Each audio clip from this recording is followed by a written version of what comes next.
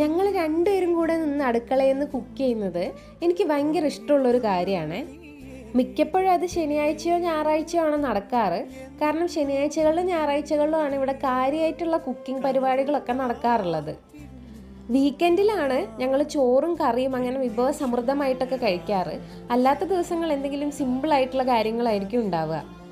ഞങ്ങളുടെ കല്യാണം കഴിഞ്ഞിട്ട് 3 വർഷം ആവാനായേ. ഈ 3 വർഷത്തിൻ്റെ ഇടയിൽ ഗൗതമിൻ്റെ ഫാമിലിയൊക്കെ എപ്പോഴും പറയുന്ന കാര്യമാണ് ഗൗതം ഉണ്ടാക്കുന്ന ബ്രെഡ് പുഡിങ് അടിപൊളിയാണ് എന്നുള്ളത്.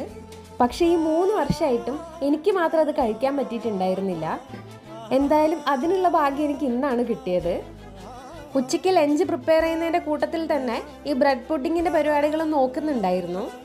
പിന്നെ വീക്കെൻഡ് ആവട്ടെ തിയേറ്ററിൽ പോയിട്ടോ OTTയിൽ വന്ന സിനിമയോ കാണാമെന്നുള്ളത് ഇപ്പം നിർബന്ധമായിട്ടുള്ളൊരു കാര്യമായിട്ട് മാറിയിട്ടുണ്ട്.